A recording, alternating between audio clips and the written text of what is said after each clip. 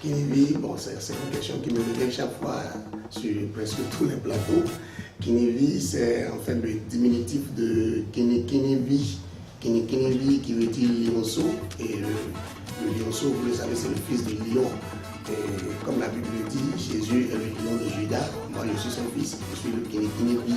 Voilà, le lion de Juda, ça veut dire le lion de la louange, parce que Juda veut dire louange. Moi, je suis son fils, donc je suis le lionceau de la louange. Et c'est le diminutif qui est Kinivi, le Kinivi. Voilà, c'est il s'agit du trophée du meilleur artiste de la musique traditionnelle béninoise, décerné par Bénin Top 10, qui est un grand événement annuel organisé par la maison mère de télévision, l'ORTB, qui a bien voulu nous accorder ce trophée-là pour nous encourager un peu pour tout ce que nous faisons par la grâce de Dieu. Vous savez que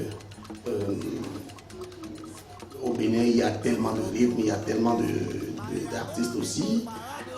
Ce n'est pas forcément parce que moi je sais chanter plus que tout le monde, mais bon, dans la période, c'est ce que le membre de jury a constaté. Ils ont constaté qu'en 2018, j'ai été le meilleur artiste de la musique traditionnelle et ils m'ont accordé ce trophée-là. Ça apporte tellement de joie, ça apporte encore plus de chaleur, de goût au cœur, ça encourage encore plus. Mais dans le même temps, ça appelle à une responsabilité. Parce que, comme je l'ai dit sur plusieurs plateaux après le trophée, il est facile de devenir champion, mais il est très difficile de le rester. Vous voyez, donc si aujourd'hui l'ORTB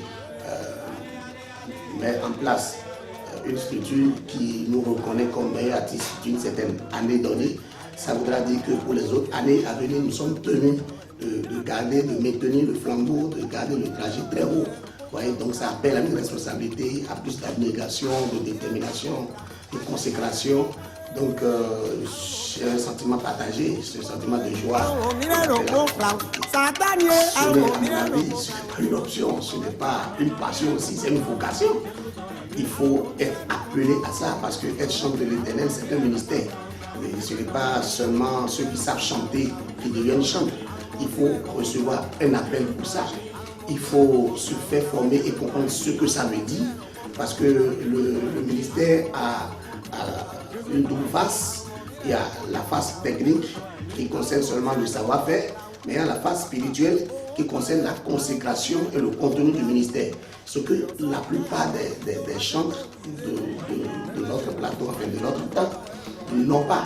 Et si nous faisons recours à la Bible, nous verrons dans le livre de Chroniques que quand David a mis en place les premiers chants, ils ont reçu des formations et la Bible dit qu'ils exerçaient le ministère selon les prescriptions. Donc il y avait des prescriptions à suivre et je pense qu'il est important que les gens que nous sommes puissions nous mettre à la disposition de ceux qui en ont l'émotion pour nous faire former.